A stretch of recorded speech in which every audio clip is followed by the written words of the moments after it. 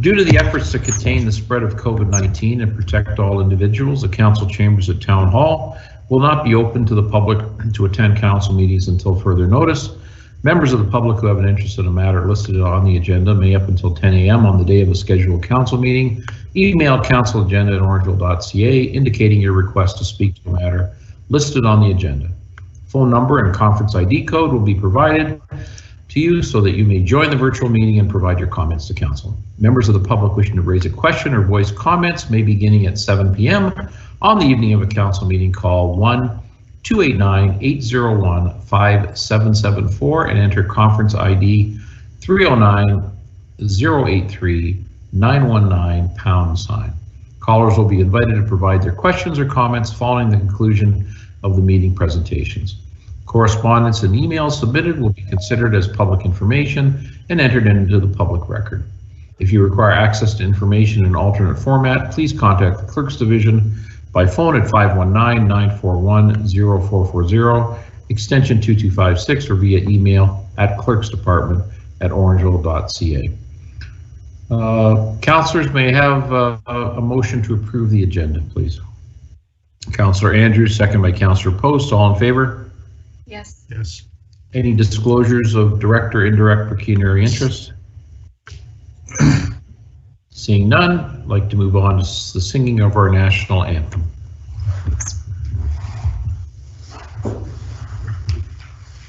O Canada, our home and native land, true patriot love in all of us command. With glowing hearts we see thee rise, the true north, strong and free.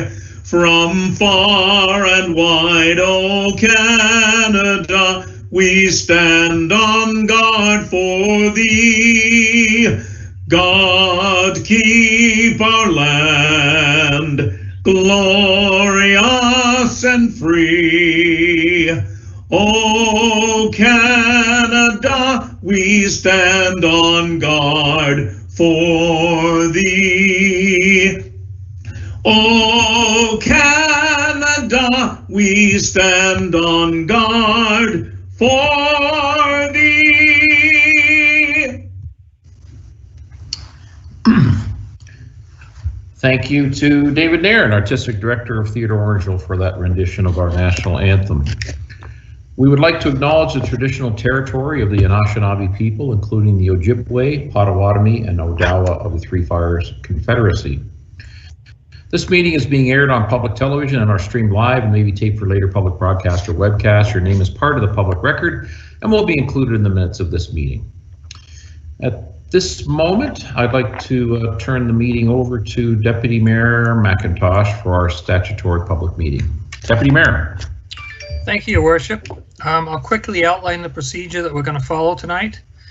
Some of this is repetitive, but we'll go over it anyway. Anyone who would like to speak to this matter can call 1-289-801-5774 and enter conference ID number 309-083-919 #. Callers have been invited to provide their questions or comments following the conclusion of this presentation. Excuse me. Anyone who wants to be notified of further consideration of this topic may submit their name, phone number, mailing address, and email address to planning@orangeville.ca or call 519-941-0440, extension 2254, and reference file number RZ2020-02. Any information collected will be a matter of public record. So we're going to start off tonight with a presentation by the Town Planning Division. Go ahead, Ms. Russell. Thank you. I'm going to share my screen. Can everybody see that? Yes. Perfect. Yes. Good evening, Your Worship, members of council, and those in attendance. This is a public meeting being held in accordance with the requirements of the Planning Act in consideration of a zoning bylaw amendment application that has been submitted to the town.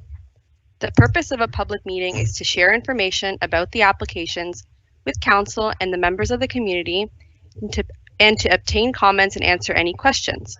A recommendation or decision on the application will not be made tonight. An information report has also been included on this evening's agenda and provides more detail about the application. The applicant is also in attendance and will be providing more details about their application. They will be available to answer any specific questions raised by council as well as the members of the community.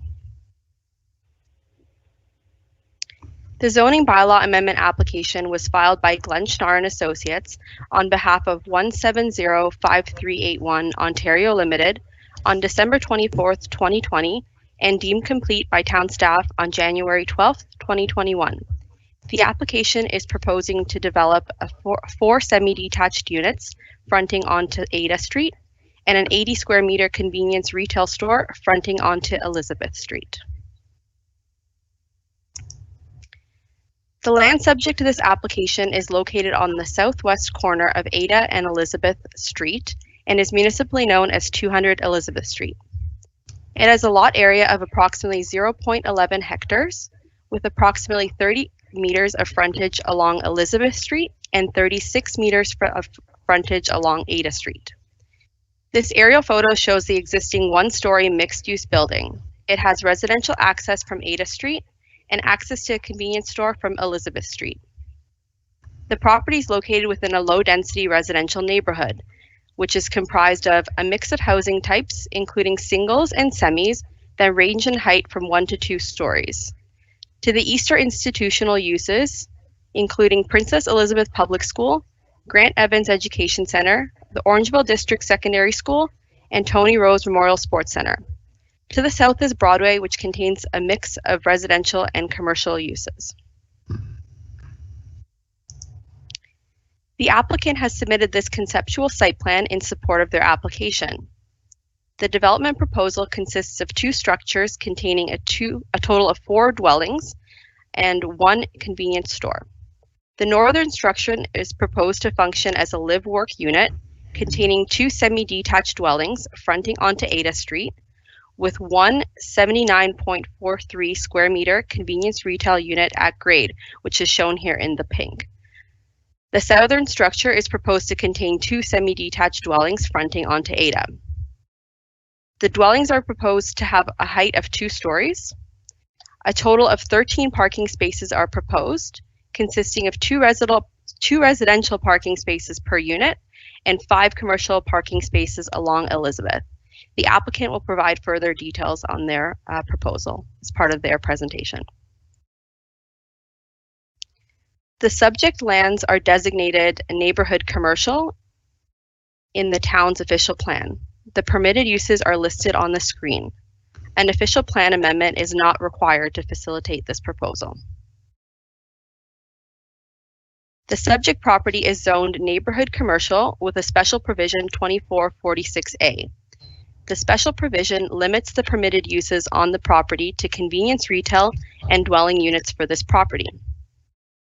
The current zoning would permit a 12-meter or 4-story mixed-use building with residential units on the upper floor and the convenience store on the main floor.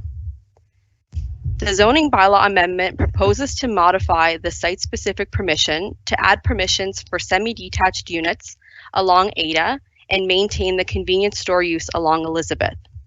Additional site-specific provisions are required to establish the standards for the semi-detached units, such as the setbacks similar to the proposal just to the east of the property, shown in the darker yellow on the slide. The height proposed is 9.2 meters, which is a standard height for most residential zones, including the R1 zone, which surrounds the majority of the property, shown in the lighter yellow on the screen. A holding symbol will also be applied to the subject property to confirm site servicing allocation. A site plan application will also be required. The applications were circulated to internal departments and external agencies for comments. All comments received to date have expressed no concerns, or they have requested standard conditions be included in the future site plan agreement. We have received several letters of comments from the public. Their concerns include the 2-story height, the proposed semi-detached dwellings, the number of units, drainage and flooding, and the addition of cars and traffic within the neighborhood. In terms of next steps, today was our statutory public meeting. We'll further await the applicant's resubmission to address any comments raised today as part of this public meeting. And then lastly, we'll prepare a recommendation report to council for a decision. After that, the applicant can pursue their site plan application pending a decision on the zoning bylaw amendment application. And that concludes my presentation. Thank you.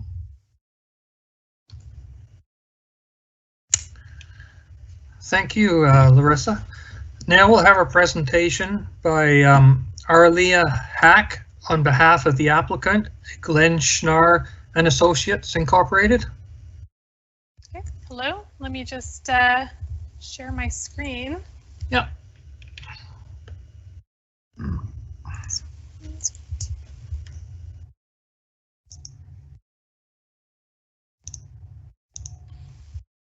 Okay, can everyone see?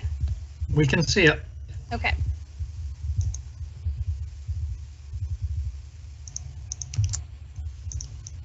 Okay. All right, so good morning, members of council and everyone tuning in for this item.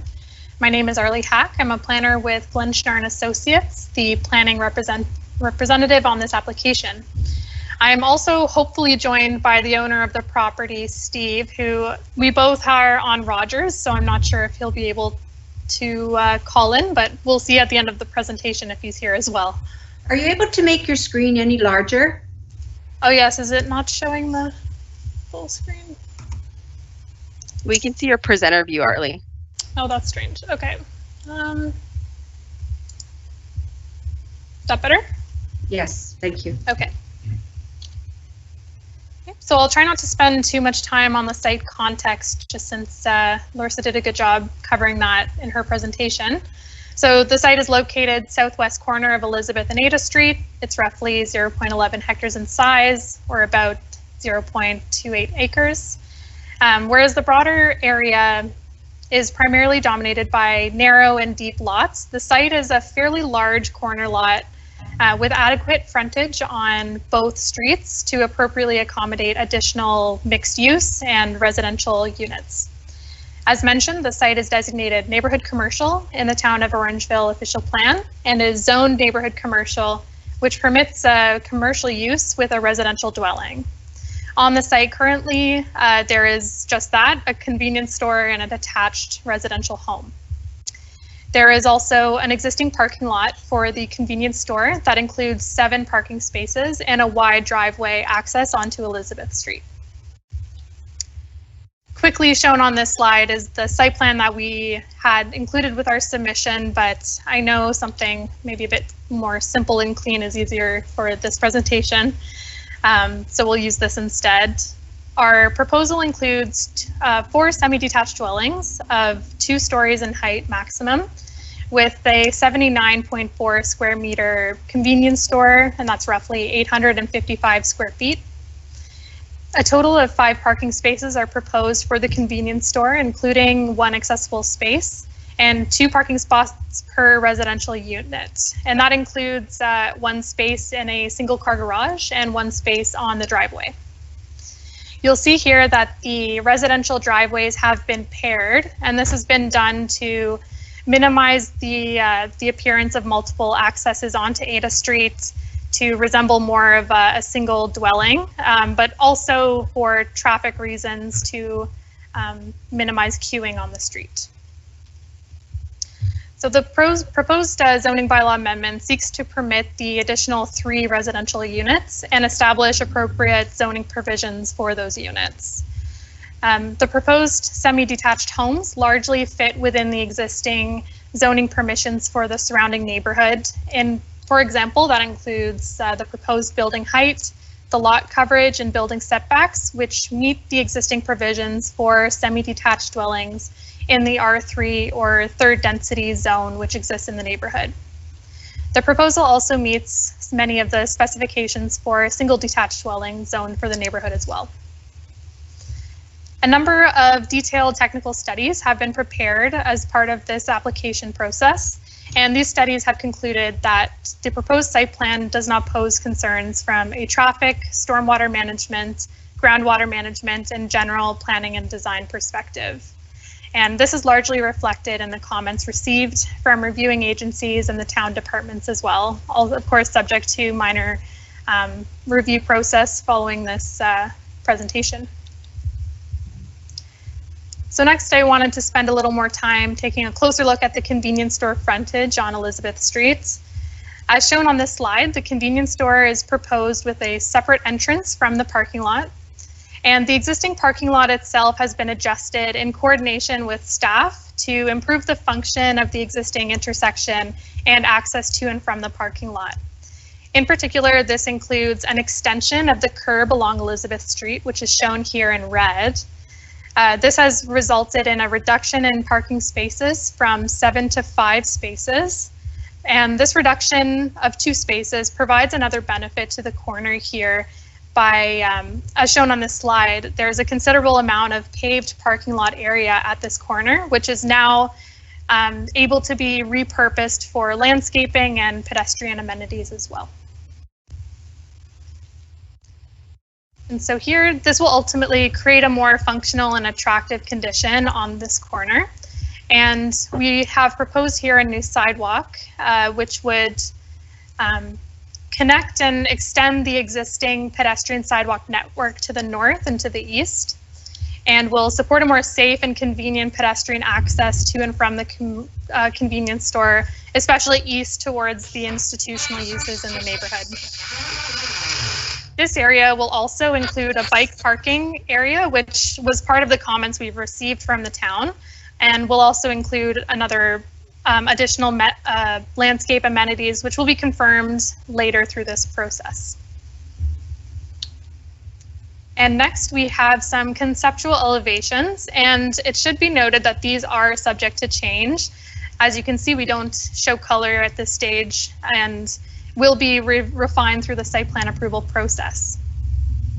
Shown on this slide is an elevation of the frontage on Ada Street facing the residential dwellings. And both buildings are proposed at 2 stories and at 8.35 meters in height. And for comparison, the zoning for the surrounding neighborhood permits a maximum height of 9.2. So we're about a meter shorter than what the maximum permission is. Currently proposed is a mix of facade materials such as brick and stonework, paneling and shingles. Colors, of course, there will be a range of color palettes that's not shown here at this time, but this is all intended to create visual interest and an attractive frontage. On this slide is an elevation of the frontage on Elizabeth Street and the entrance to the convenience store.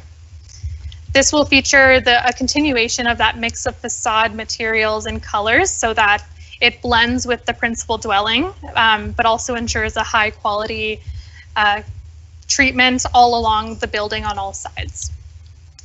The convenience store will be provided with a large window, signage, and a prominent doorway to mark its entrance. And for reference, the convenience store will be located only on the ground floor. The principal residential unit will occupy part of the ground floor, but the entire second floor and a basement as well. Compared to the existing building, the proposed new building will provide a fresh and high quality design that will achieve a more attractive aesthetic, but also a more desirable and functional layout for this mixed use live work unit as well. Again, these elevations are preliminary, and I know Steve was receptive to comments and suggestions on how, especially at the corner and through the details on the elevations, this can really work to enhance this corner. Oh, sorry, not there yet. Okay, And to conclude, the proposed development supports the objectives of relevant provincial, county, and town of Orangeville land use policies.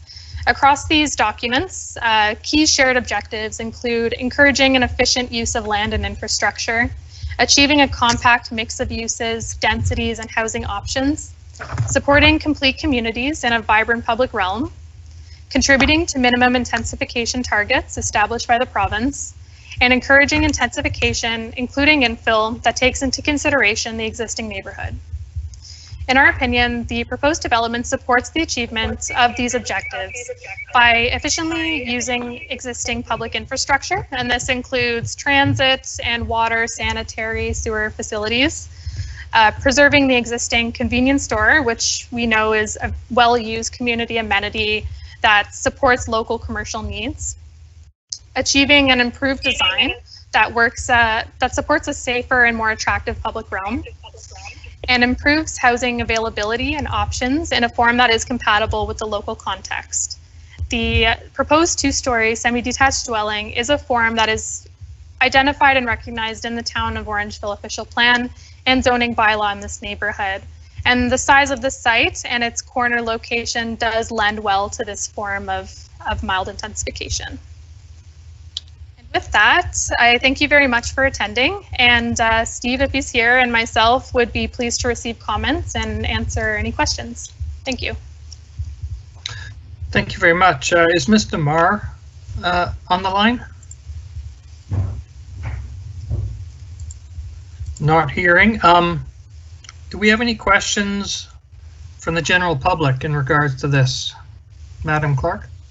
Do we get a question first, Mr. Chair? Technically, you're supposed to wait until Okay. everything's done. Is that okay? Yeah. Okay, I will get you first, though. Madam Clerk, do we have some callers on the line? Deputy Mayor, we do have 3 people on the line. Perhaps they can indicate if they're present for this particular matter. They have to unmute, and you may want to remind just the *6 option to unmute. Yes, callers, if you're listening, *86 to unmute. Just *6. *6 to unmute. And if you're on the line, go ahead and tell us your name and address, please. Sorry, this is Steve Marr. I'm not sure if you're hearing me or not, but I am on the call for any questions you may have. That's fine, Mr. Marr. Did you have anything to say on this, or do we go straight to questions? I think that Arlie has done a fine job of explaining everything, so I would suggest going straight to questions. Okay. Is there anyone from the public that have questions?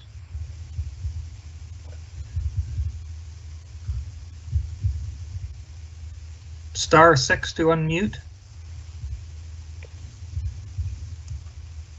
Anybody have questions from the public?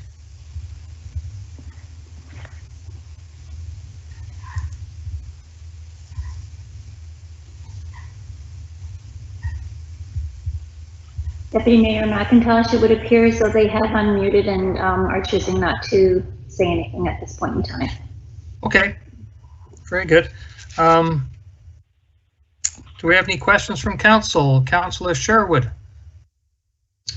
Yes, Your Worship. To the presenter, do you have a rear concept of the site plan that you're able to put up, and maybe I could explain my question? The closest we would have might be, the closest we would have would be this elevation showing the convenience store, but it doesn't show, we don't have one for the other side where you would see just the residential units and the backyard portion. Okay, that's not the one I was looking at. So I guess if I look on page 4 in our eScribe documents. Oh, hold on a sec. There, you're page 4. Can you go into page 4 for a moment, please? So I'm just trying to visualize the one townhouse that's at the very end where the convenience store is. Or sorry, not townhouse, the semi-detached. They obviously will be taking the whole top floor going back, and that is to make up for the lost ground floor space that they're going to have compared to the unit that's beside them? That's correct. So their dwelling area will be the same as the other 3 semi-detaches? Approximately. I would have to see a detailed floor plan. There is a basement. I'm not sure if the basement for this dwelling would be larger to help accommodate and help them have the same GFA. But yes, the ground floor is primarily occupied by the convenience store, the single car garage, and some stairwells and bathroom facilities. But their second floor goes out much deeper into the backyard compared to those other 3. Right. Just according to this. Okay. And if I could have one more follow-up question, Mr. Chair. Go ahead. The parking will facilitate, you mentioned 2 parking, that being 1 in the garage and 1 in the driveway. Is that because there's going to be a sidewalk along there going all the way, or it looks to me like the sidewalk is going to stop before it gets to those driveways? It currently is shown to stop before it hits the driveways. The property extends only to this black line, so everything else beyond the black line is part of the municipal right-of-way. We've been told by staff that the sidewalk on the opposite side of the street is sufficient, so it's not being extended down here, but that at the corner it was decided would be a good spot to have that crossover onto this property to get to the convenience store.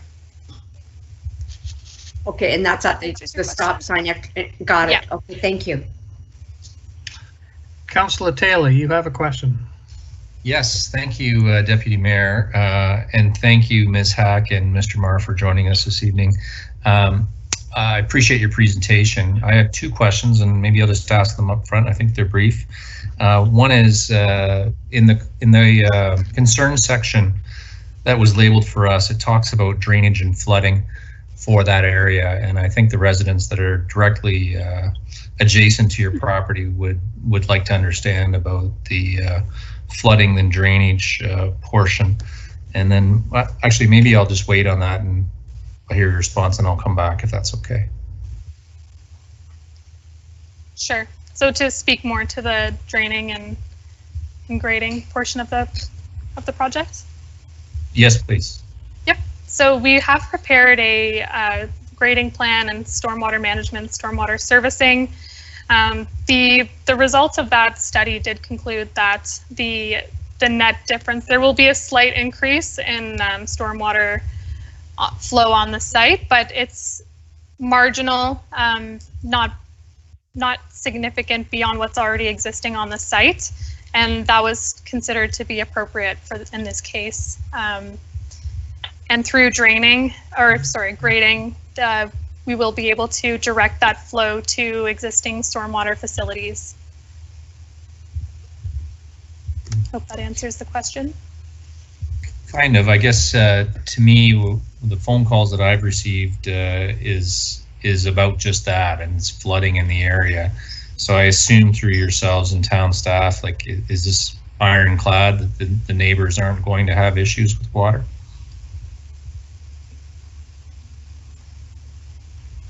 I mean, I think this is something we can take back and work with staff on. My understanding from the studies that the existing condition will likely remain. The site will not make the problem worse.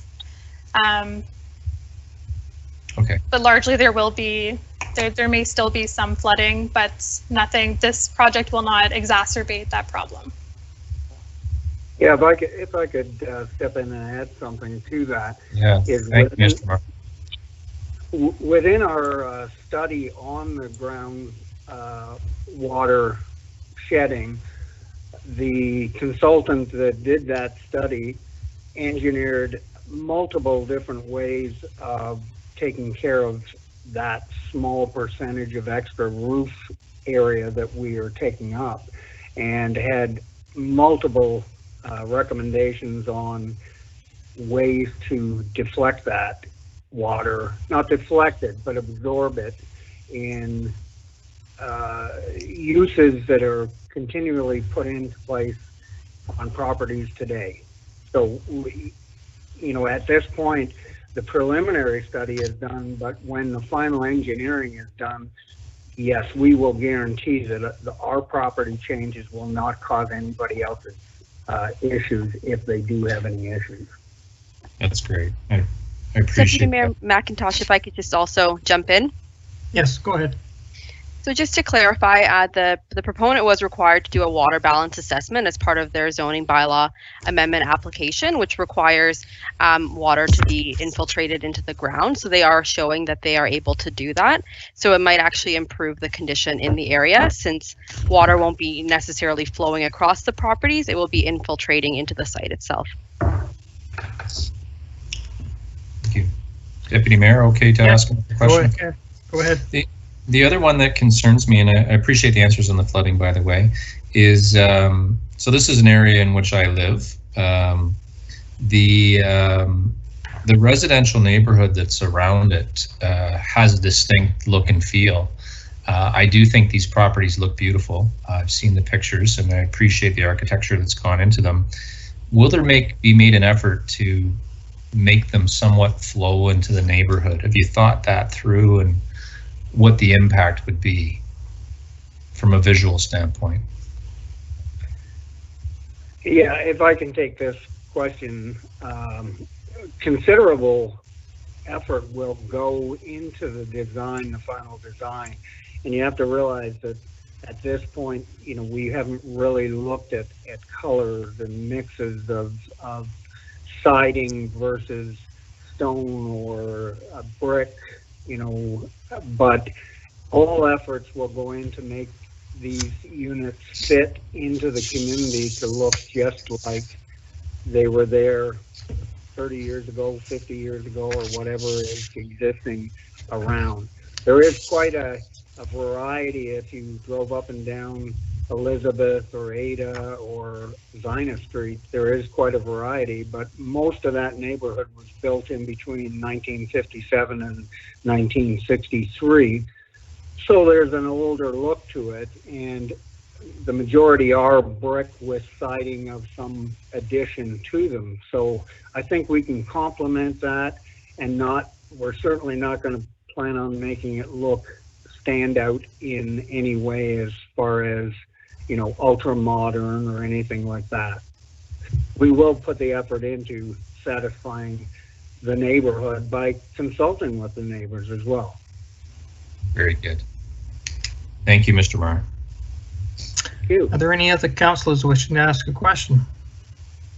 Yes. Deputy Mayor, if I may. Yes. Councillor Andrews, then Councillor Post. Thank you. Great. Thank you very much, Deputy Mayor.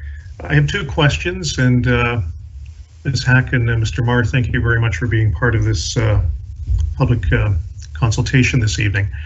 The first one, Ms. Hack, you made reference to the traffic study, if I'm correct in saying so, as there were some concerns that were raised. Could you just provide maybe a little bit of clarification on what the results were to that particular report? Sure. So our traffic study included a review of peak AM and PM traffic flows, as well as vehicular movements for the parking lot and the suitability of the number of parking spaces we've provided. But I know specifically related to traffic, the study did conclude that there won't be a significant increase in peak hour flow for traffic from this development. They estimated about a 1% increase from these 4 units to AM and PM flows, and that results in about maybe 2 or 3 cars accessing the road during these AM and PM peak times. Okay, thank you. My second is pertaining to something very similar that Councillor Taylor had highlighted, reviewing the renderings of the design. And I know that you were very clear about the height which was approximately about a meter less than what the total allowance would be. Would there be some consideration for maybe a minor change to the height? Because I noticed that there's quite a visual impact from the front elevation renderings that were presented to us. And in comparison to some of the other homes in that neighborhood, direct neighborhood, that front elevation is quite impactful. So again, just a comment, and if that would be something that might be under consideration. I could jump in on that. And certainly, if the issue has arisen that people look at them as very tall just because of the look, we certainly can look at the roof lines and make some changes, because it's just attics above the the second story. So to change those roof lines would be very simple, and maybe come up with a more acceptable design that wouldn't look so obtrusive. So we're glad to look at that at any time. Okay, well, thank you, Mr. Marr. That's all I have, Mr. Chair. Thank you, Councillor Andrews. Councillor Post. Thank you very much, Deputy Mayor. Through you, if you can go back to slide number 4 quickly, that would be great. I see the extension of the curve that you've highlighted in red there, and I see where that's going kind of directly behind the accessible parking space that's there. Now, typically accessible vehicles are a little more cumbersome to drive and are a little more difficult to navigate than a standard vehicle. Is there any concern with where the curb is ending versus where the end of the parking space is, just with the size of an accessible or wheelchair vehicle? My question, I guess, would be, is it possible to move the accessible parking space to the other side of the door and leave it as a wide space, as the wider space? Yeah, so very from much so. Sorry about Go ahead, that. Stu. Very much so we could move it. The actual drawing that, if you saw the movement with radiuses of turns and so on, we have left exactly what is required for normal turning radius and so on within the parking, or within the area out to the curb. But you have a good suggestion, is to flip it over to the one to the left. Would be very simple. I appreciate that. Thank you. I think that would be a great consideration. I know that some of our residents who struggle with their mobility have a difficult time navigating through some of the accessible parking spaces that we have. So making it a little easier is always great, and a great option if you can. So thank you for taking that into consideration. Okay, and just to add a couple of points, if I could, is that curb that is shown in red actually doesn't exist today. And that was a concern of the planning people at the town, was that traffic could actually pull out onto the road so close to the intersection that seemed like a problem to us. So that's why we brought that curbing farther up, and all vehicles would have to be further up Elizabeth Street before they pulled onto the actual street. My second comment was, one of the issues with one of the comments that came in was about the cars parking on Ada to get out of their car to walk over to the post office box. And as it turned out, we received a letter from Canada Post today stating that we wouldn't have to add to that post office box. They had spare boxes there for these 4 units. But I had suggested speaking with Canada Post and moving those boxes over to the new corner so that there was accessibility and there was parking in the parking lot of the convenience store. Because quite frankly, it's rare you will see more than 2 to 3 cars in there, and they're only there for minutes in and out of the store. So they'd be the same accessing their box, but at least they wouldn't be parking on the street. So we'll carry that forward with Canada Post and suggest it to them and see if they are acceptable to that. Okay, thank you very much. Are there any other councillors wishing to ask a question? Councillor Deputy Mayor. Taylor. I guess more of a statement than anything, and I guess my feeling is as long as we can get over the drainage and flooding, and the look is done in a proper way, I think it could be a great benefit to the area. The corner now is not beautiful, and if Mr. Marr is willing to work with the residents around the area, I think it could be quite a good thing. But we'll see how this pans out as we go, and certainly we'll go through the process and look forward to any other public comments that may be coming our way. Thank you, Councillor Taylor. We'll go back to public comments. Is there anybody on the line that wishes to comment on this? If you press *6, you'll unmute yourself. Is there anybody out there that wishes to speak? Hi. Go ahead. Tell us your name and address, please. My name's Allison Douglas. I live at 205 Elizabeth, so directly across. Go ahead, Mrs. Douglas. I mean, my biggest concern is, of course, with the look, because I look across every single day, and I love this. I'm new to this neighborhood, and I love this neighborhood.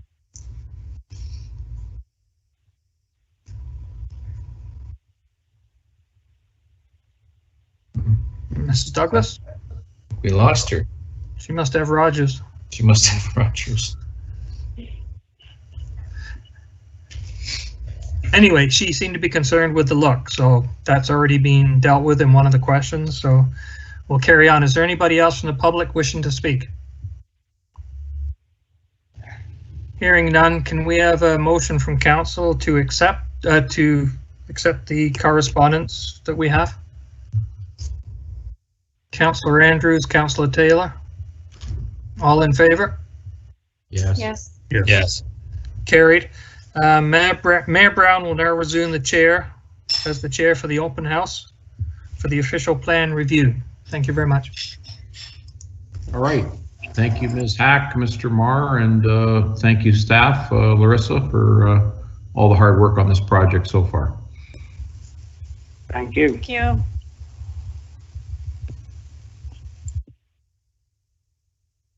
All right.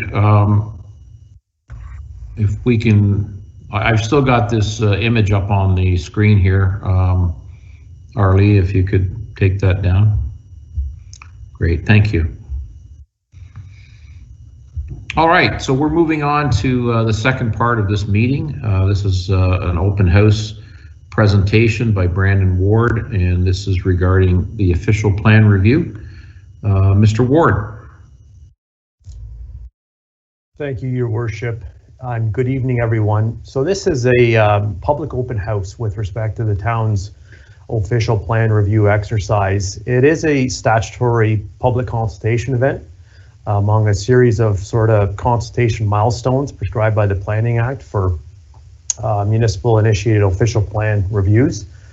Really, the purpose of this meeting is to introduce some of the proposed policy changes we're contemplating through this exercise. So the outline for tonight's open house is really to give some background as to our official plan, its intent, its function, its layout, how our official plan in Orangeville operates within our provincial policy-driven planning system within Ontario. We'll then talk about the scope of our official plan review in terms of our two-phased approach and some of the reasoning behind that phasing of this exercise. Then we'll get into some of the review areas. We've essentially taken this phase and divided it up into a series of review buckets that within each review theme area includes some topics that we've looked at our official plan policies and areas of change that we're going to speak about. And then from there, we'll talk about next steps in this exercise.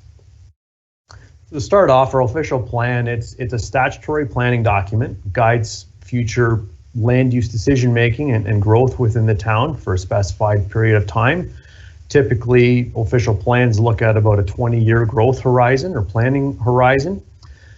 Our official plan, like many municipal official plans out there, operating within a provincial policy regime, intend to implement the provincial planning framework, but also address and implement our own town planning objectives.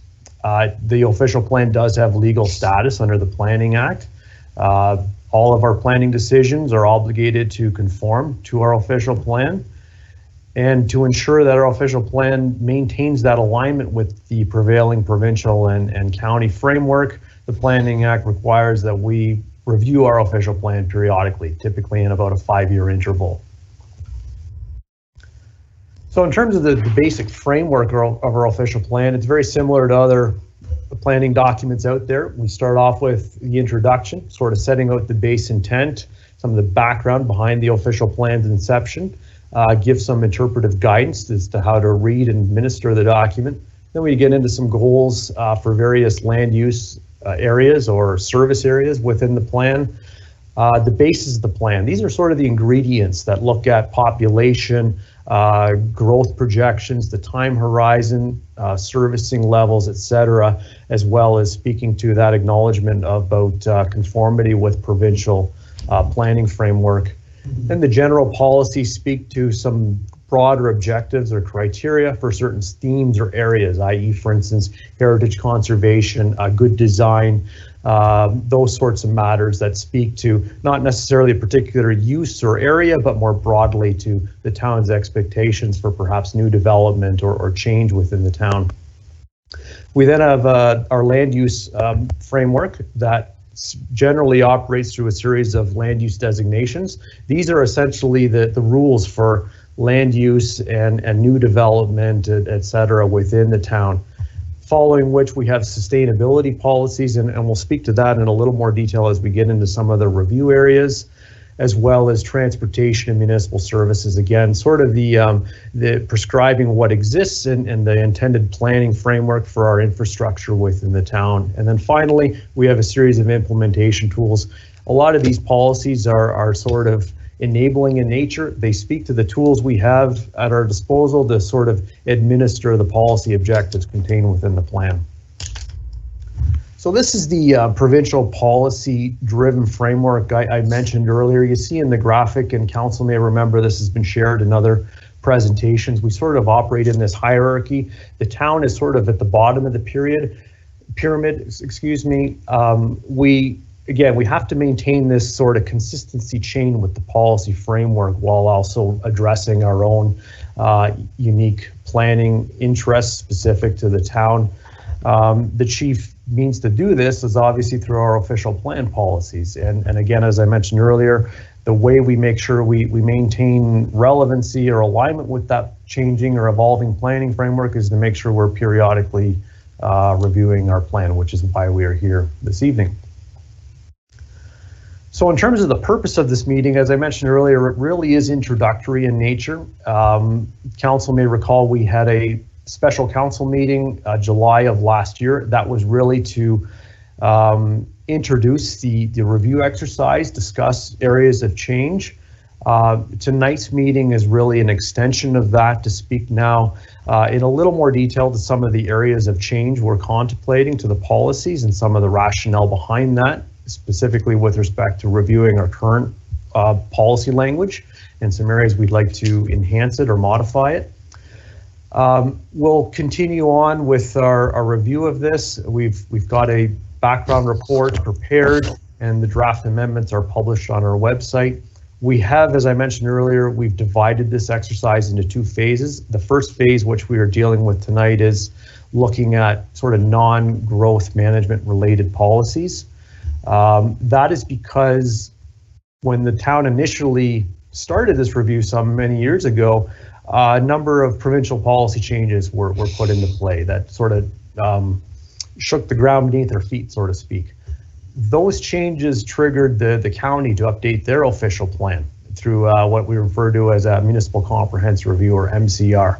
That's looking at taking the provincial growth planning framework and applying it at the county level, which would then in turn transcend that growth framework down to municipalities. That exercise is underway and it's expected to be completed within the next year or so.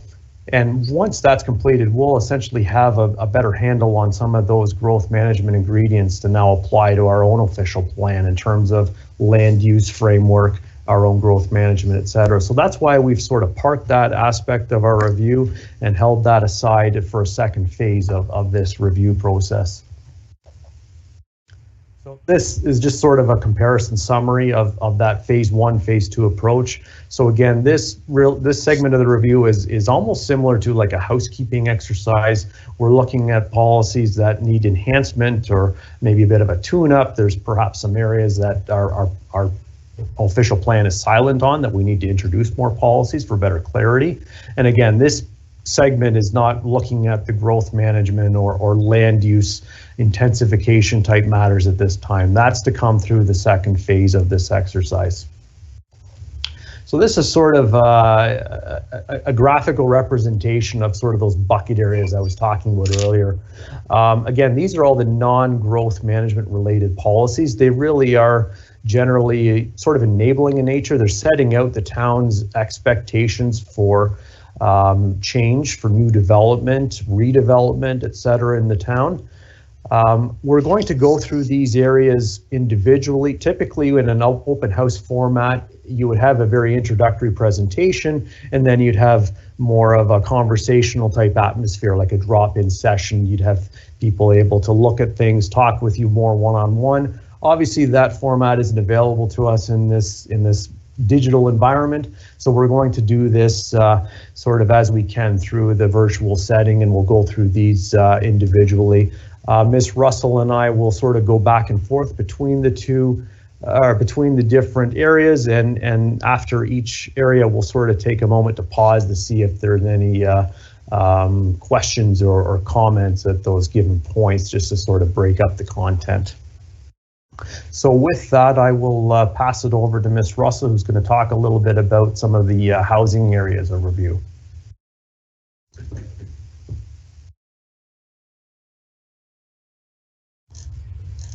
Thanks, Brandon. So I'll be covering housing. The first subsection, I guess, in this bucket, as Brandon called them, is types and affordability. So the availability of a full range of housing, including affordable housing, plays an important role in the municipality's effort to accommodate population growth. Affordable housing also plays an essential role in creating a well-integrated, socially inclusive, and adaptive community. Right now, our official plan has some policies related to this theme that include an overall goal to achieve an adequate supply of good quality living accommodations with a full range of sizes, types, densities, architectural forms, ownership, and rental options. There's also general policies that encourage complete communities, diverse housing types, and housing affordability. There's policies that permit the range of housing types, which include single detached, converted dwellings, semi-detached, duplex, triplex, quadruplex, multifamily housing, including row and townhouses, as well as apartments. The ability for council to establish and implement minimal affordable housing targets is there, as well as policies relating to the conversion of rental housing, and also support for student housing options. In terms of our proposed changes for policy recommendations, we're proposing to rename the section called Work-Life Balance into Complete Community. We'd like to add definitions for some newer terms, including complete communities, affordable, low and moderate income household, and inclusionary zoning. We're proposing to strengthen the policies to encourage complete communities with the provision for all types of housing. And we're also going to establish a policy that would enable council to adopt a municipal housing facilities bylaw, which would provide an opportunity for the town to assist in facilitating the provision of affordable housing. Next slide. Thanks, Brandon. So the next sub-bucket is second dwelling units. So second dwelling units are self-contained independent residential units with a private kitchen, bathroom facilities, and sleeping areas within a dwelling or within a structure that's accessory to that dwelling. So these images here show different types of examples of second dwelling units. Our official plan does have some policies in regards to these types of units. There's general goals that to provide an adequate supply of good quality housing, so this would fit into that. It further permits second dwelling units in semi-detached and detached dwellings, as well as within accessory structures, such as a detached garage. Regardless of where these second dwelling units are located, they must comply with the Ontario Building Code, Fire Code, and municipal bylaws, such as the Town Zoning Bylaw. And the policies of the official plan also encourage home builders to construct new housing units with either second dwelling units already in place, or in such a way to make the creation of second dwelling units as easy as possible. In terms of our policy recommendations for second dwelling units, we're looking to establish policies that outline the performance standards related to the zoning bylaw implementation of these dwelling units, including the types of dwelling units they're permitted within, parking and yard requirements, floor areas, having suitable access, and landscape or area amenity area requirements. We're also going to permit only one second dwelling unit per lot, as well as permit second dwelling units within townhouse dwellings, which they're not currently permitted in. We're also creating a policy to enable council to establish a program providing further public information and awareness of second units, and also going to create a municipal registry of second dwelling units as a means of monitoring and tracking the second units that are being legally established within the town. Next slide, Brandon. So the final sub-bucket in housing is aging population. So as many of us know, seniors are the fastest growing demographic in Canada, which creates both opportunities and challenges for municipalities. So age-friendly planning is a concept about a community's preparedness for residents of all ages and their ability to enjoy and participate in community life. So our official plan currently sets out a couple policies, including goals to provide an adequate supply of good quality housing. Again, this would fit into that goal. It also permits seniors residences or retirement homes in both the medium and high density area designations, and is generally permitted to be more dense than standard residential uses. These are of course subject to additional requirements of the zoning bylaw to ensure compatibility. These types of uses are encouraged to be located near transit, shopping, parks, and other community facilities in order to better meet the needs of the senior citizens. In terms of our policy recommendations, we're looking at renaming the accessibility section to be accessibility and age-friendly design, and add policies that assist in implementing housing geared towards the senior population, including concepts of aging in place, age-friendly planning, adaptive housing, and flex housing. We're also proposing to add an addition for special need housing, and actively work towards membership in the World Health Organization Global Network of Age-Friendly Communities, and add new policies regarding accessibility and age-friendly design, which will also be discussed by Brandon in the Healthy Development section of this presentation.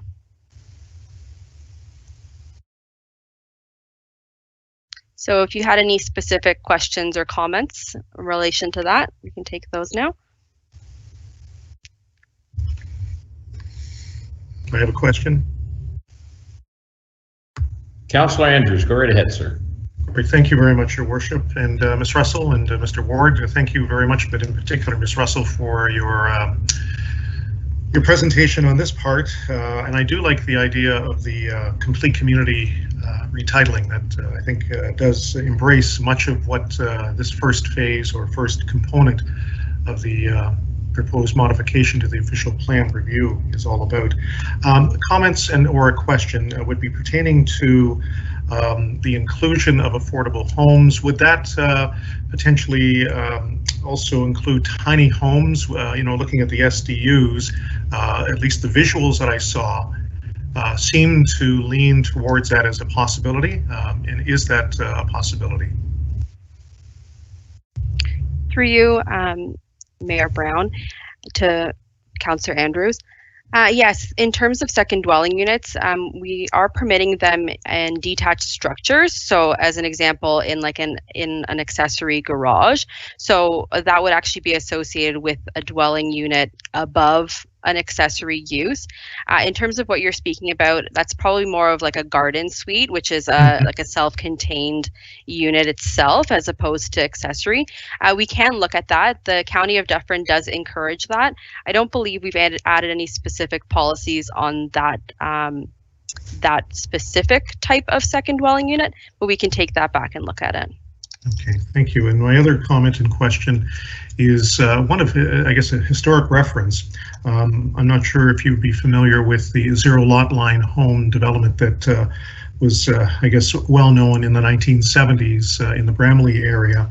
And is that something that could be considered? And again, it is really leveraged on developers that might consider that as an option, but I guess working with your department, that would also be something that potentially could be under consideration. Is that something that could be embedded in as part of the complete community philosophy?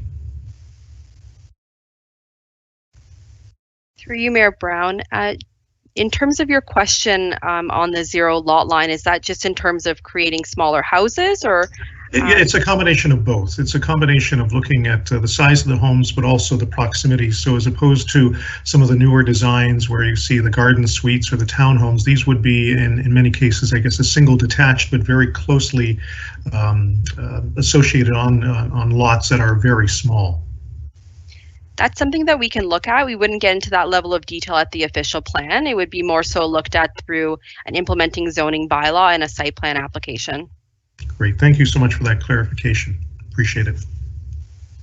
Great. Councillor Taylor, go right ahead, and then Deputy Mayor McIntosh. Yes, thank you, Your Worship.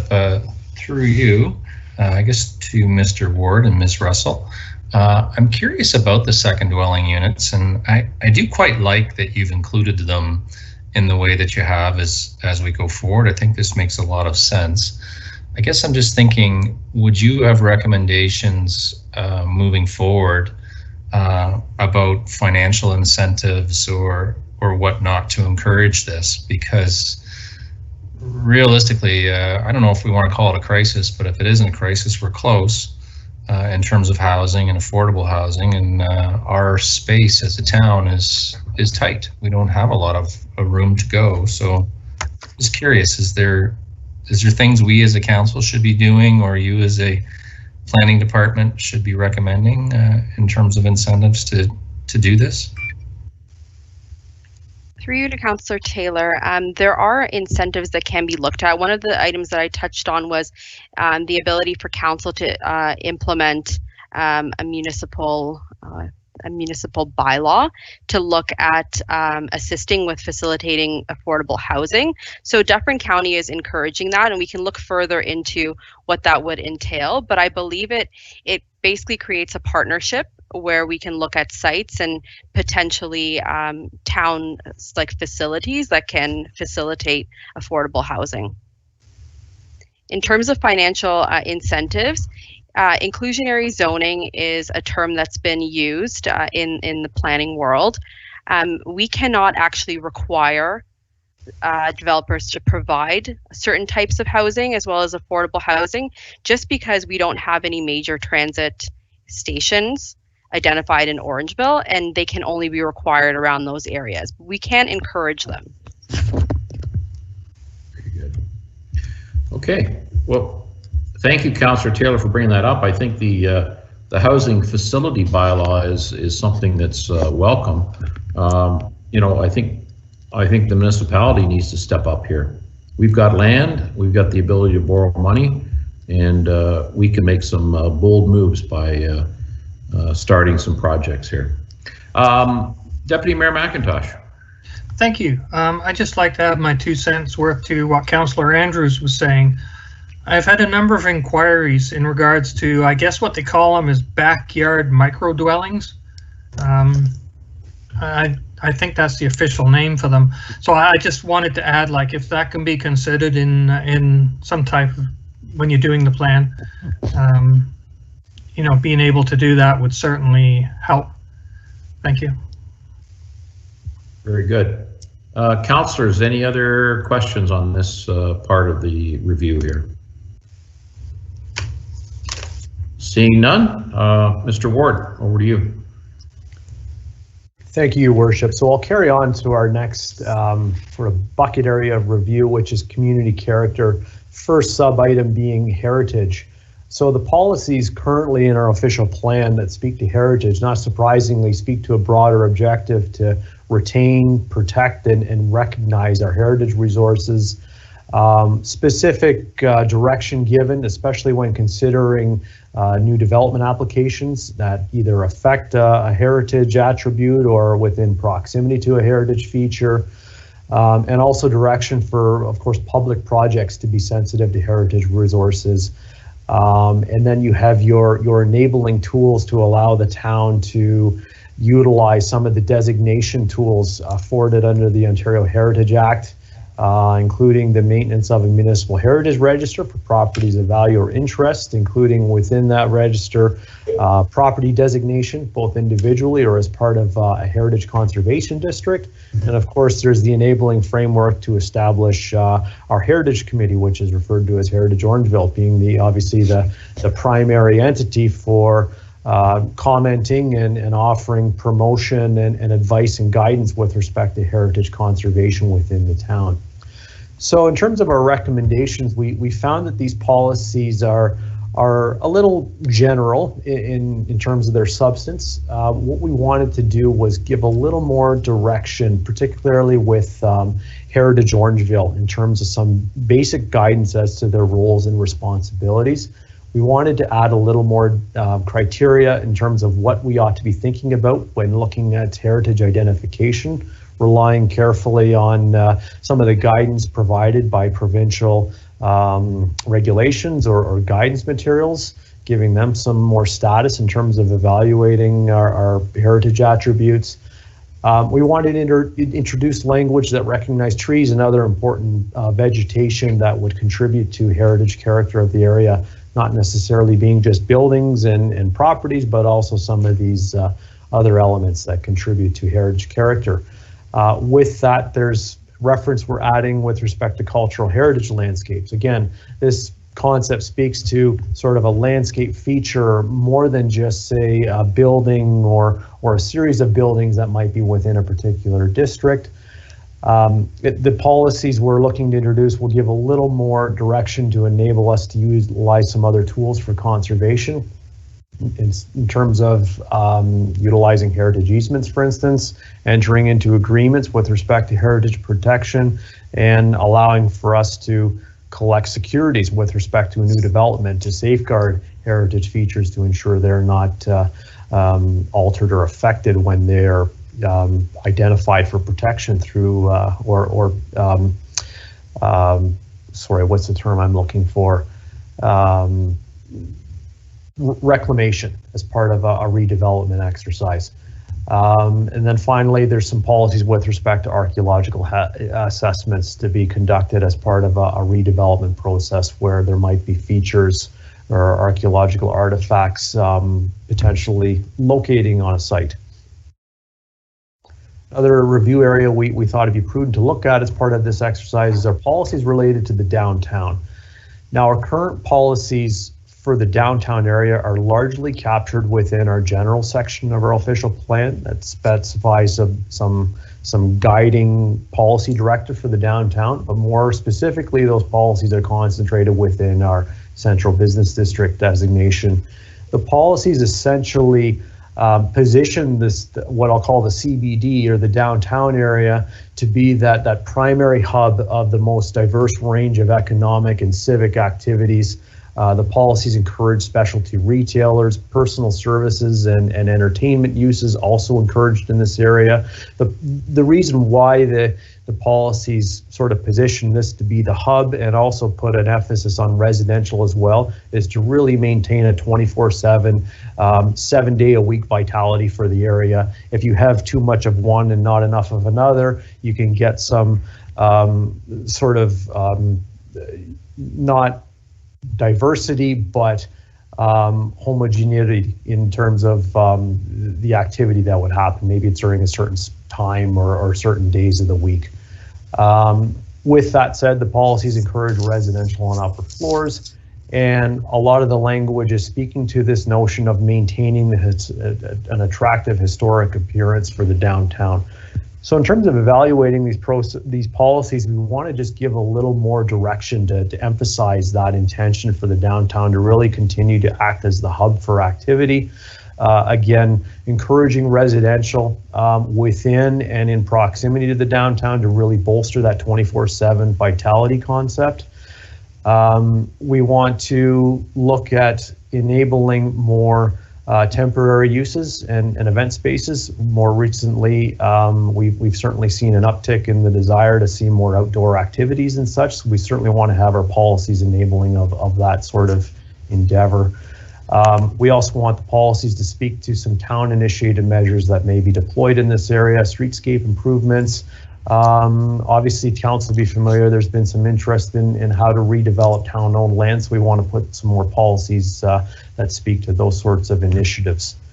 Parking is obviously a key interest point for this area. We want to put some enabling policies in here that speak to some alternatives with respect to the provision of parking.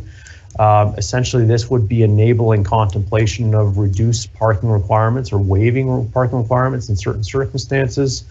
Also looking at potentially deploying shared parking arrangements for differing uses that might rely on that parking at differing times. And an enabling provision to allow cash in lieu of parking. It's sort of a similar approach to parkland dedication.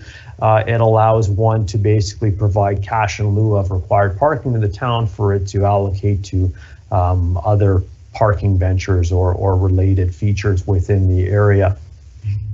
So, and I just want to point out that these are enabling policies. They speak to this directive.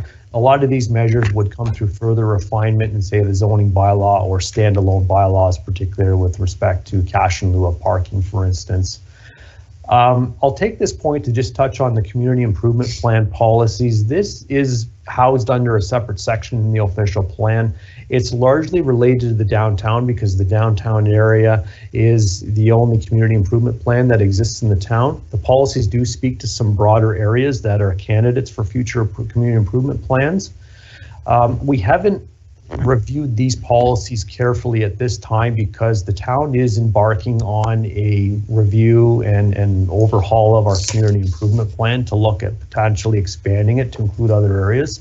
So what we're planning to do as part of that exercise is certainly evaluate our enabling policies in our official plan and essentially reconcile them. So if those policies are enabling us to do what we're trying to achieve through the community improvement plan review, essentially they'll sort of meet that test and they'll continue on as is. If it's discovered that, you know, we need to amend these policies to accommodate what we're looking to achieve, we would do so through this exercise and utilize the community improvement plan review as the means to which to inform that update to those policies. The last sort of sub theme in this section is with respect to urban design. Or community design, which is sort of the policy direction that we're going to pursue with our update here. Policies that speak to urban design are sort of trickled throughout the plan in different areas. We have an existing general policy section that speaks to community form and identity more broadly.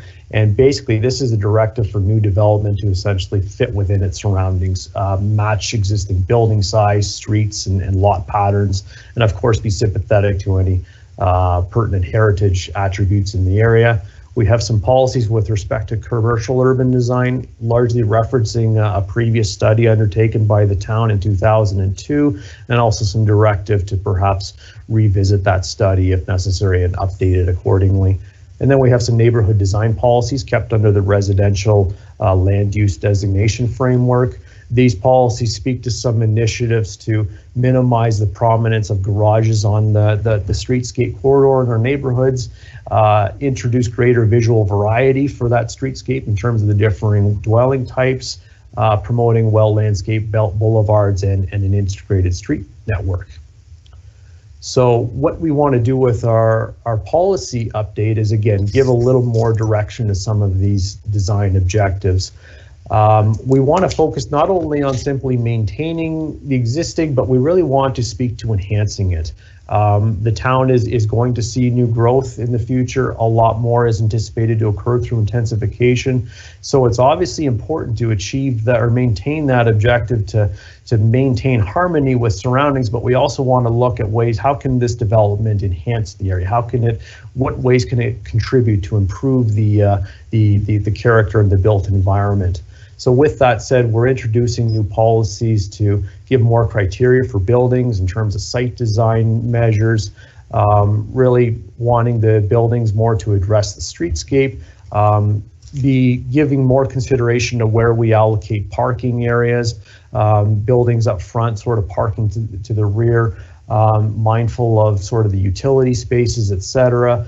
A lot of these are good planning and design objectives that are pretty common in the planning world these days, but we just want to make sure our policies are giving clear direction for those intentions and objectives. Drive-through facilities is another area we're looking to give some more general policy direction for.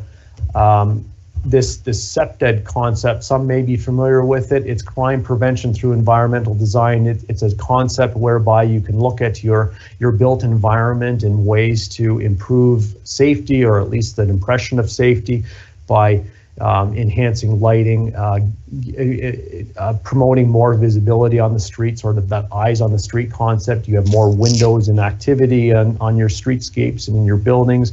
It's going to give an impression of more activity and give a better feeling of safety and security. So that's a common approach used, and we want our official plan policies to be cognizant of that. Well, that concludes the section or the review area with respect to community character, and perhaps I'll pause there to see if there might be any questions or comments on this area. Well, if I may, I'd like to just comment on the downtown area, Mr. Ward. Right now, is there a comprehensive sort of criteria regarding design slanted towards heritage for our downtown or CBD area?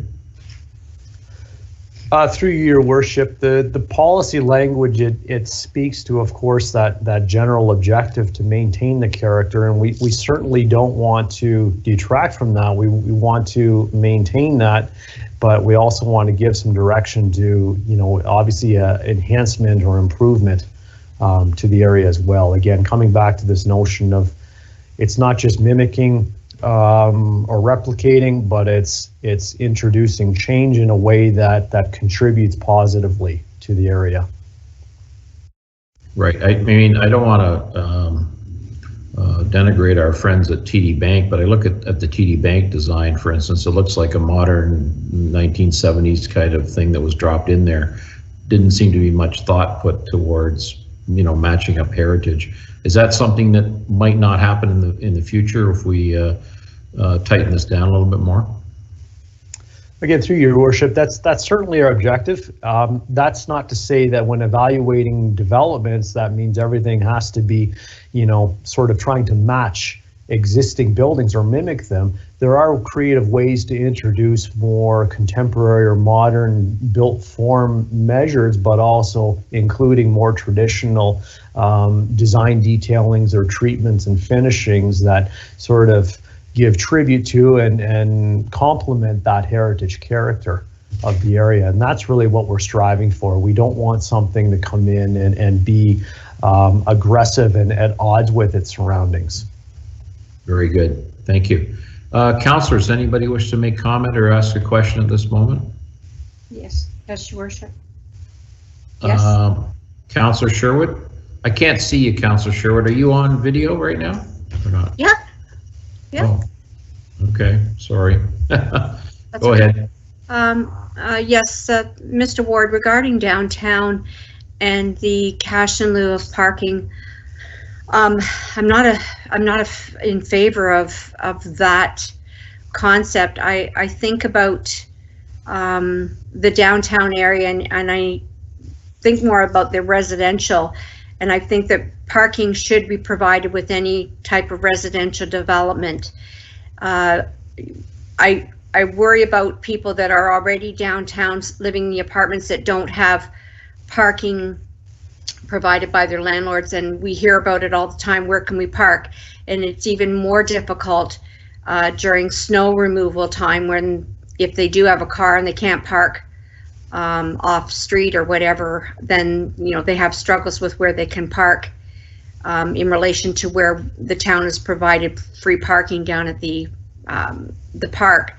So I guess my question here is, when it comes to the commercial part in downtown, we already know that we have on-street parking, and most of those commercial businesses aren't running after hours, so there's no problem with overnight parking. They're getting, there's already this outcry that there's not enough sufficient parking downtown as it is.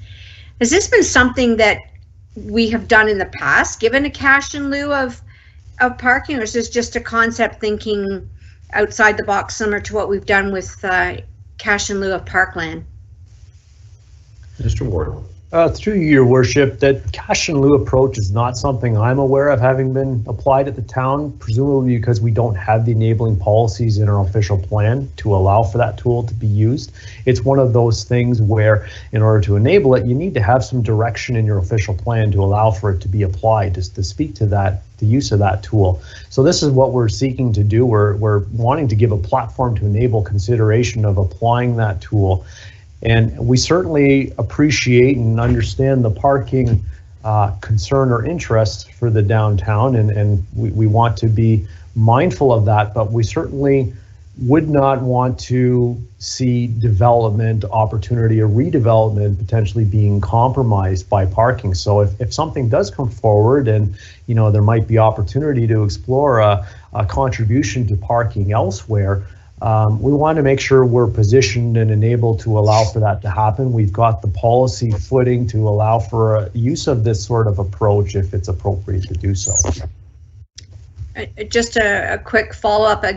Again, I'm not in favor. I think that the developers that want to develop downtown will take advantage of this, much similar to most developers that come regarding just subdivision developments. They seem to want to go with the cash in lieu instead of providing the playgrounds or the parkland, and I'm very worried that this will happen. If anybody wants to develop downtown, we'll just say, oh well, we'll just pay some cash in lieu of parking when we won't worry about where our tenants park. And that's just my comment. Thank you, Councillor Sherwood. Any other comments from councillors at this moment? Seeing none, let's carry on. Mr. Ward. Thank you, Worship. So with that, I'll pass this on to Ms. Russell, who's going to speak a little more about the services area of review. So within the services bucket, the first sub bucket that we have is active transportation. So active transportation is the concept of using your own power to get where you need to go, as opposed to using a car or transit. Active transportation can include walking, biking, skateboarding, rollerblading, jogging, running, non-motorized wheelchairing, snowshoeing, cross-country skiing, a whole lot of different things. Our official plan currently has policies relating to this theme, which include creating an environment that's conducive to cycling and pedestrian circulation, which would encourage a reduction in the use of motor vehicles.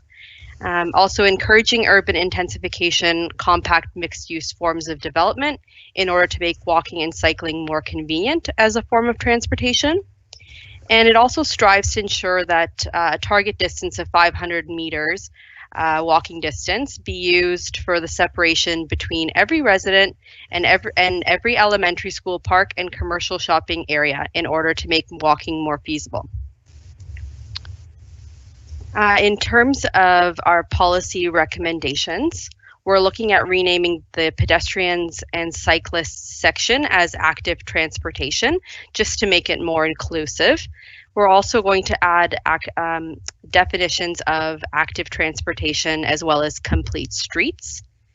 We'll also look at adding goals and policies that encourage the implementation of the County of Dufferin Active Transportation and Trails Master Plan, and also create an enabling policy for council to implement a complete streets policy. Next slide. So the next sub bucket within services is roads and mobility.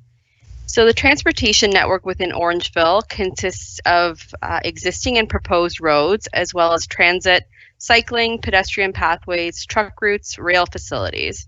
In Orangeville, the roads are an essential component to the movement of people and goods. Our official plan has current policies relating to this theme that aim to provide a transportation network for the safe and efficient movement of people and goods within the town. And they also establish the types of roads based on a classification hierarchy, which includes provincial highways, arterial roads, collector roads, and local roads. And these are identified in our Schedule E of the official plan, which you can see on the bottom right here of this slide. In terms of policy recommendations, significant changes aren't required to these policies. We're simply recommending that the language is updated to provide some further clarity and ensure it's presented in a clear and concise manner, and that we update Schedule E to reflect any advancing roadways and development patterns. The next sub-bucket is servicing capacity. So in order to support additional population growth that we outline in the official plan, the town needs to ensure that there's adequate servicing to support new residential units as well as non-residential development. So our official plan has current policies that relate to this, saying that development within the town should be on full municipal water and sanitary services. And at the time of the official plan, the sewage capacity was noted as a population of 30,000 people, and the water capacity was noted as 32,000 people. In terms of our changes, we're proposing to separate the information so that any information related to capacity in terms of the population numbers is contained within the basis of the plan. And any policy framework is included within the municipal services section to provide enabling policy. The sewage capacity in the town is determined by the town's water pollution control plant, which has been upgraded and can now accommodate approximately 36,490 people. And our water supply capacity is determined by our wells, and they can now service approximately 34,000 people. So we'll need to update those numbers in the official plan. And the last sub-bucket within services is stormwater management. So stormwater is rainfall and snowmelt that seeps into the ground or runs off of the land into storm sewers, streams, and eventually makes its way into lakes. It can also include runoff from other things such as outdoor activities like watering your lawn or washing your car. Our official plan is lacking in terms of policies for this theme. It basically outlines that stormwater should be minimized and that pervious services should be increased wherever possible. In terms of the official plan, we're proposing a revamp of this section to add new policies. That stormwater management should be consistent with the guidelines available by the CVC, be located outside of natural heritage systems, and be integrated as a local amenity. We're also encouraging retrofitting of existing development that has outdated or absent stormwater management controls. We would like to look at identifying opportunities to retrofit existing infrastructure and facilities using sustainable best management practices. And also allowing council to establish a policy or implement a stormwater management document that has consideration for any increased measures that may be required for climate change. And that covers that section. So if there's any questions on this specific bucket, I could take those now. I see Councillor Andrews has his hand up. Go ahead, sir. Great, thank you very much, Your Worship. Ms. Russell, looking at page 21 regarding updating of service capacity, where are we regarding the population and our current water capacity? I know that you referenced that it would be, from the current policy at 32,000 going up to 34. Where are we from a population perspective? And does this also take into consideration a future well that would be coming online? Through you, your worship. So we are, these are the numbers like on the right here, the sewage and water. These are the numbers that we can currently accommodate. That does not take into consideration any additional infrastructure that might come online like in the next few years. Okay. Okay, so from a population perspective, are we close to 34,000, or again, not looking at the latest census figures in front of me, but would you have that information somewhat available? Through your Just worship, off the top of your head. I think we're closer to 30,000.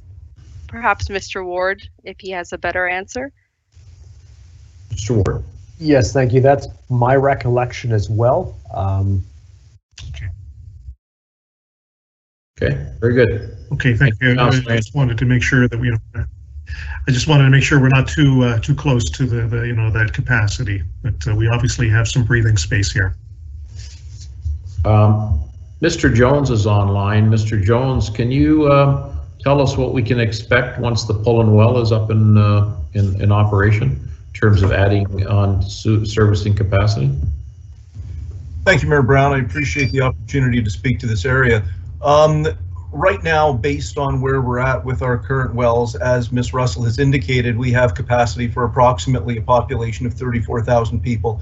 However, of course, as I've noted to council in the past, the production of our wells varies from time to time, and we have seen a declining capacity in a couple of our wells. So the 34,000 people that's shown here should be viewed as a snapshot in time, which may decline if we see a decline in capacity.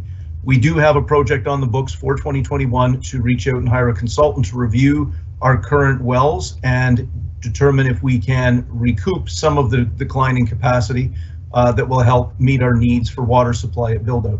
With respect to the pull-in well, we continue to work through the environmental assessment for that well. And when that is complete, we'll move forward with the permit to take water. Right now, the results that we've seen are excellent, and there appears to be both good quality and quantity of water in there. However, a great deal of work is required before we achieve a permit to take water, and it's only once we determine what capacity would be listed in that permit to take water that we could really affix a population number to the amount of water that we would get from that well. And when do you expect, thank you very much, Mr. Jones. When do you expect, Mr. Jones, that consultation or application to be completed? And when would you determine those numbers? The EA is in its final stages at this point, after which we'll report back to council about some of the remaining work that needs to be done. Reaching out and working towards a new permit to take water will also require some additional modeling and revisions to the source water protection plan that's overseen by the CTC source protection region. So that'll need to be done to their satisfaction. So I do expect it's going to be some time yet. If I was a betting man, I would say we're probably looking 2 years out. But these sorts of revisions to the source protection plan is not a common thing at this point in time, and we haven't done it before. So that's the best guess that I can provide at this time. All right, thank you, Mr. Jones. Any other questions, councillors, before we move on? No? Okay, Mr. Ward, back to you. Thank you, Your Worship. So I'll move on to our next area, which we've termed as healthy environment. Now includes a few measures, which I'll get into more carefully. The first of which being this concept of healthy development. So this is sort of a planning concept where you recognize that certain elements of the built environment and how we plan our communities, our neighborhoods can influence healthy behaviors and lifestyle. It can stimulate more pedestrian mobility and activity, active transportation, sort of healthier decision-making and lifestyles. So what does that mean in terms of policy? Our existing policies that maybe recognize this are somewhat limited. It is a sort of a newer concept in our planning circles. The neighborhood design policies do give some direction to some of these measures that will enable more healthy lifestyles. Layouts for residential areas, the mix of lot sizes, connected streets, etc. All those sorts of measures will contribute to stimulating more pedestrian activity. We have a general policy devoted to accessibility. The policies within that section are somewhat limited. They speak to, of course, to ensuring developments occur in a manner consistent with the barrier-free requirements of the building code, and then beyond that, encouraging developers to perhaps exceed some of those standards. So in terms of the policy recommendations, we really want to emphasize this concept and this theme. The first of which is looking at enabling consideration of reducing some of those parking ratios for the larger format commercial areas. So essentially it would be looking at ways to maybe provide more space for buildings and related uses, and perhaps pedestrian amenities and circulation, as opposed to spaces for parking. As I'm sure many will appreciate, some of those large format retail areas, because it's a floor space ratio traditionally used for parking, the areas can be quite excessive and spacious for parking, where they could perhaps be better utilized for other amenities and features. With that, we want to give enabling policies that encourage better design consideration for pedestrian movement in many of these parking areas. We also want to enhance our accessibility policies with respect to encouraging more barrier-free designs, more specifically referring to the Accessibility for Ontarians with Disabilities Act. Another concept is age-friendly housing, and I believe Ms. Russell perhaps may have touched on that earlier in the housing-related section. We want to start being mindful, or perhaps increasing our mindfulness of planning neighborhoods so that we have more amenities within walking distance of our residential areas. Part of the way to stimulate more mobility is to make sure our streets are well connected. We have policies as they exist that discourage cul-de-sacs. We want to strengthen that policy, because beyond the operational challenges that may exist with cul-de-sacs, there are certainly connectivity restrictions as well with respect to cul-de-sacs, and we want to encourage a more connected street pattern. And of course, we want to recognize rear laneway concepts. They are certainly prevalent in some of our older areas of town. They're also in some of the, I guess, newer areas. To say the Montgomery Village area is an example of some newer approaches to rear laneways. They can be an effective way to sort of take the parking and utility aspects of a neighborhood and repositioning them within a laneway, and emphasizing the main streetscapes as being more pedestrian focused. It's a good approach to stimulate more mobility and pedestrian activity. The next item is source water protection. This is sort of an obvious area for update within our official plan. The Clean Water Act and Source Protection Plan framework has its own statutory powers for implementation through our planning processes. But with that said, the legislation also calls for municipal official plans to be updated to implement and be consistent with the Source Protection Plan policy framework. So, as I'm sure one could appreciate, the policies that exist in our official plan with respect to source protection are somewhat limited. They speak more generally to, of course, greater objectives to protect our water supply, avoid impact to our wells, and making sure that we're achieving pre-development infiltration rates to be matched in the post-development condition. So essentially, the most straightforward way to implement the source protection plans is to introduce more mapping to implement the wellhead vulnerability areas, and introduce some policies that speak to some of the restricted activities that exist within those protection areas, and strengthen the policy approach to encourage some of these low impact development measures or infiltration enhancements for new developments, and of course enabling some of the application submission requirements with respect to source protection. These approaches are largely already in existence. We just want to make sure our policies are reflective of that and in alignment with the source protection plan framework. In terms of parks and recreation, the policies right now as they exist are largely captured by the open space recreation designation, but there also are some enabling policies captured within the natural environment policy section of the plan. They provide some general targets with respect to the provision of parkland in the town. They speak to recreational trails, as well as enabling the use of parkland dedication or cash in lieu of the tools under the Planning Act for such. So essentially, when reviewing these policies, we want to consolidate them into one section to take them away from the natural environment area and keep them under one area. And we want to give more status and reference to the town's two recreation documents, that being the most recent Recreation and Parks Master Plan, as well as the Cycling and Trails Master Plan.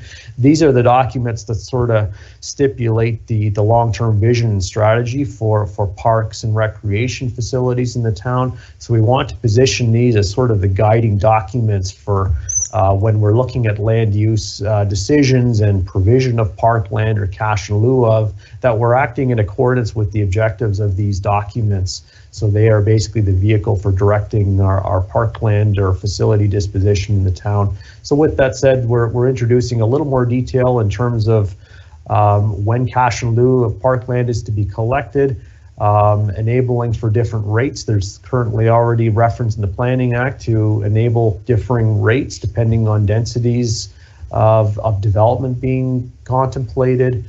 And again, I just want to emphasize that these are enabling policies that, in terms of the actual rates, et cetera, and how parkland or cash in lieu of is to be applied, it's generally through a bylaw that contains the more specific detail as to how that operates.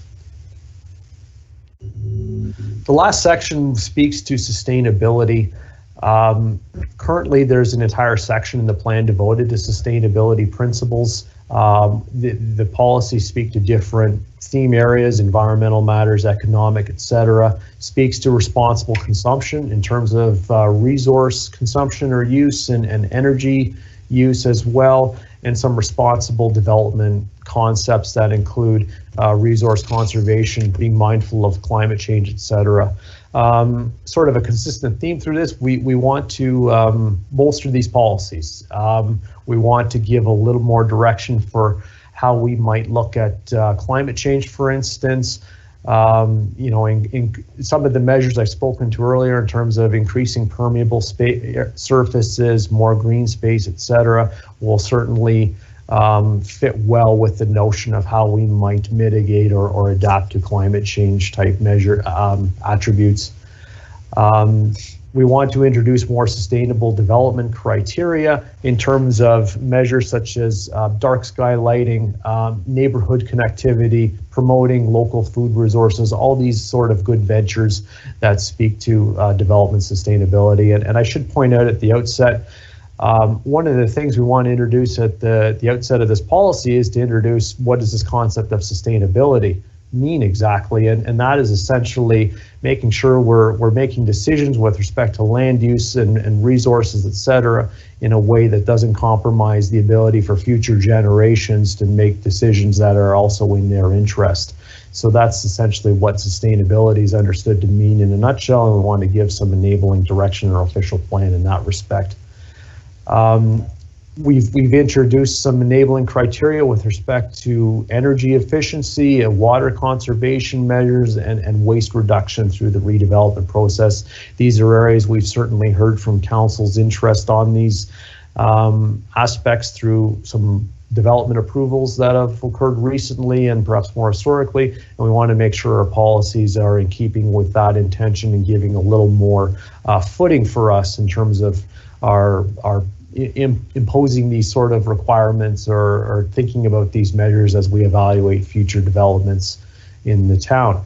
We've also introduced a concept in terms of overdevelopment, and what that means is basically being mindful of, you know, obviously there's certainly good planning merits behind intensification, but we don't want it to go so far as it starts to overconsume or draw upon resources and infrastructure. While we don't want to see this as being used as a lever to perhaps in scrutinizing or you know, raising concern with development, we just want to make sure that we're mindful that intensification doesn't go too far the other way. So last but not least is the natural heritage policy framework. Again, in keeping with some of the themes we've talked about here, we want to bolster these policies. Right now, they're contained under their own section. They cover a lot of different areas. We want to enhance these policies by basically, first and foremost, looking at our existing mapping in terms of the natural or the open space conservation designation. We want and we'll look to the county as well as Credit Valley Conservation for any resources they may have with respect to mapping updates. We want to give more direction in terms of permitted uses and development restrictions or criteria. We want to define adjacent lands. Adjacent lands are generally defined as those lands beside the features or the areas where development might pose an impact. And the distance can vary depending on the feature, its ecological function, etc. It's a framework that's generally deployed by the province as to what those adjacent lands might look like. And we want to give more policy language to reference that and give some further direction about those sorts of measures.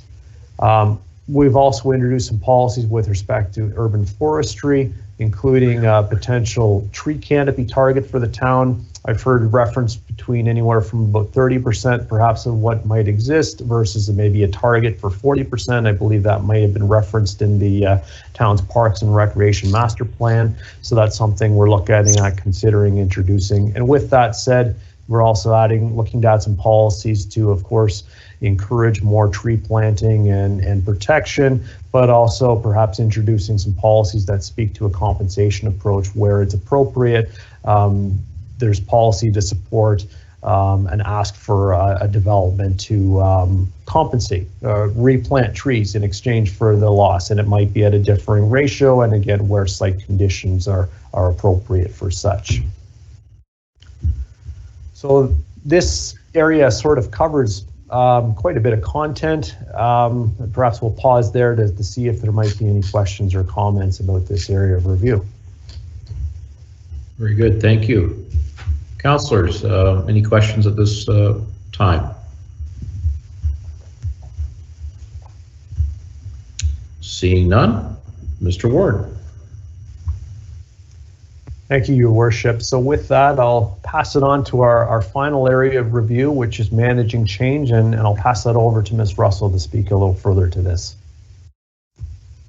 So for managing change, our first sub-bucket is the preamble content. So this is all of the information at the beginning of the official plan that's quite frankly overlooked, but the implementation section, the preamble content section of the official plan provides an overview of the town's goals and policies. The forward section is an introductory section that doesn't form part of the plan. It in general outlines, policy direction for the town. The introduction section provides an overview of the town's legislative requirements and the contents in terms of reviewing the official plan, as we are doing now. And the basis of the plan section outlines the purpose of the plan over a 20-year planning horizon and speaks to high-level growth numbers. So as Mr. Ward mentioned, we won't be looking at those high-level growth numbers as part of this phase. That will be looked at as part of the second phase. In terms of policy recommendations for changes, we're just looking to update the language to ensure that it's clear and concise, and relocate the purpose of the plan into the introduction section, as well as delete the goals section. The goals section basically duplicates any goals that are further identified through the land use policy sections of the plan, and there they are supported by enabling policy. So it makes sense to keep them together.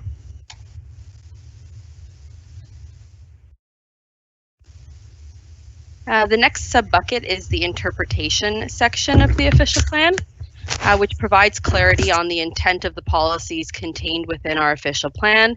It provides direction on how the policies and map schedules are to be applied, that undefined terms shall be subject to applicable legislation, and that the plan should be read as a whole. And we are not proposing any changes to this section of the official plan. The final sub-bucket in managing change is the implementation tools. So the implementation section of the official plan outlines a variety of tools that the town can use to ensure that the objectives of the plan are fulfilled. It's essentially the town's toolkit.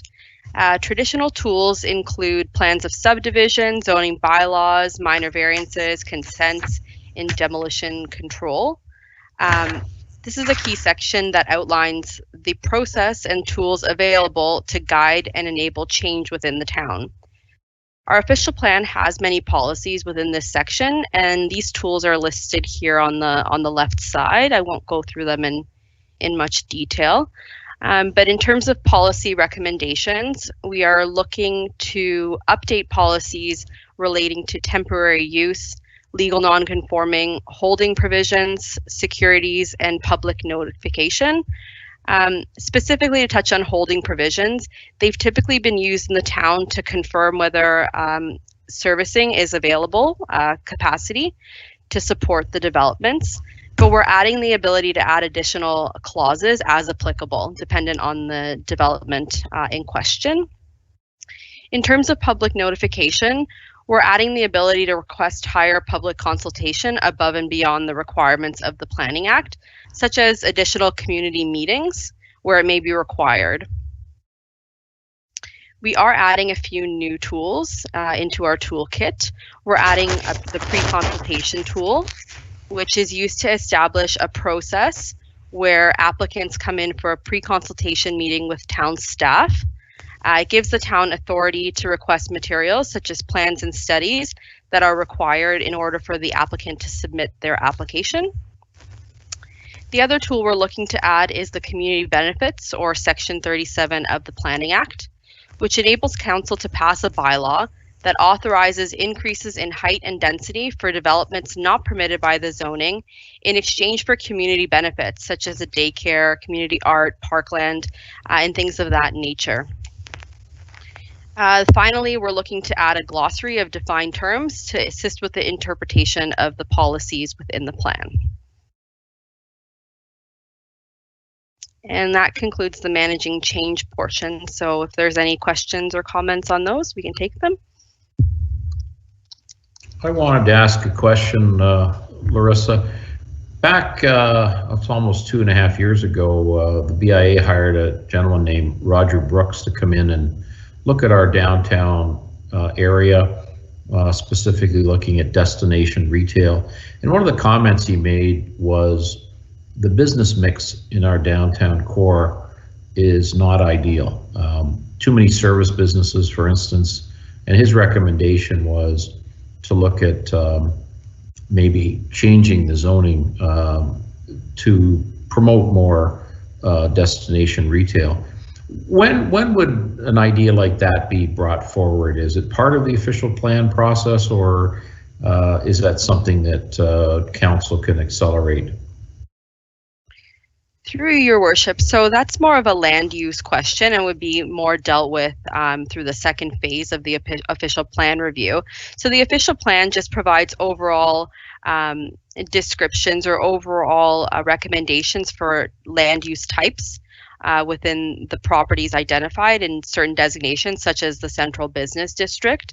But the zoning is where it gets into the nitty-gritty of the specific details in terms of floor area, types of uses, and all of those other things that actually implement the development. Okay. Yeah, I think it's just maybe the uses is what we need to take another look at. That was the suggestion, and certainly there seems to be an overabundance of service type business. Not that they're not valuable to our community, of course they are, but they don't necessarily promote that sort of destination retail, tourism sort of environment that I think we're looking for. Any other councillors wish to make comment at this point, or questions? Mr. Mayor, if I may. Yeah, sorry, Councillor Post, I didn't see you. Go ahead.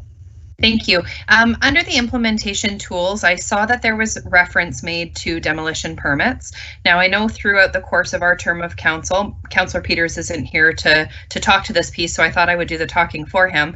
One of the things that we've brought up a number of times has been waste diversion plans as part of demolition permits. Is that something that would take place in that area of the official plan, or something that we can look at? Mr. Ward. Through your worship, perhaps I'll jump in with that question. The approach of limiting waste generation and diversion, we have introduced policies proposed under the sustainability section. We felt that that's probably the most appropriate venue to keep that policy direction as opposed to the implementation section for demolition control. Thank you very much. Yeah. Thank you. Councillors, any further questions at this point? Seeing none, Mr. Ward, does that complete your presentation tonight? Thank you, Your Worship. It essentially does. I'll just wrap up, if I could, with some concluding remarks. Again, just a reminder that tonight's meeting really is introductory in nature. We've certainly received some good feedback and comments here, which we'll take into consideration as we move forward. There's still some consultation to occur, including our circulation and consultation with key internal departments, staff from agencies, and as well as representatives from stakeholders, stakeholder groups within the community. We do have previous direction from council to embark upon setting up a steering committee, which we intend to do, and that would be a good vehicle to look at some of these areas of change, and as well perhaps get this conversation started about the phase 2 component of this process that's going to look at the land use and designation framework of the plan. There will be additional opportunities to participate and be engaged in this. The next sort of milestone that's required under the Planning Act is a statutory public meeting, which we would hold at a subsequent point when we've had a chance to sort of reflect back on the consultation and adjust the policy recommendations accordingly, and come back and share that with council and provide and obtain further feedback before the final or somewhat final step would be for the final amendment to be adopted. And then of course it does go on to the County of Dufferin for approval. The county has delegated much of the approval authority for official plan amendments to the town, save and except for a few amendment matters, including of which an official plan review exercise such as this. So following the adoption by council, it would go to the county for their approval. So there is more information available about this project. We've got a web page devoted to this review. We've got all of our background document, which is in draft form, as well as our draft changes to the official plan. We have them posted on our website. We also have past presentations and reports published there for reference as well. We have an email address on the slide. If there's any further comments, we'd invite anyone who's interested or would like to be involved in future meetings or to submit comments, etc., to send us an email at the address provided. So that concludes our presentation. Very good. Mr. Ward, I want to thank you and your department. That was a very complete, comprehensive, very interesting review. I want to compliment you as well on the graphic presentations. I don't know if your department handles that directly or whether you get our communication people involved, but everything was presented very nicely, including the 200 Elizabeth Street graphic and presentation. So I want to thank you and your staff for putting a very complete and excellent presentation to us tonight. I'm just wondering, Madam Clerk, is there any members of the public that have any questions at this point before we sign off on this? Mr. Mayor, we have no one on the line. Okay, very good. Well, if there is anybody listening in tonight or watching, you saw that Mr. Ward has got some very interesting information that you can seek out on the website, and he and his department will receive questions that anybody has at any time on any of these matters. All right, councillors, any further comments or questions at this moment? before we sign off? Okay, good. Can we have a motion, please, on a bylaw to confirm the proceedings of the Council of the Corporation of the Town of Orangeville at its council public meeting held on April the 19th, 2021? Deputy Mayor McIntosh, seconded by Councillor Post. All in favor? Yes. Thank you. And may we have a motion to adjourn, please? Councillor Andrews, seconded by Councillor Taylor. All in favor? Yes. Yes. Thank you, everyone. Night all. Good night, everyone. Good night. All the best. Good night, everyone. Good night. Thank you, everyone. Good night, everyone. Good night.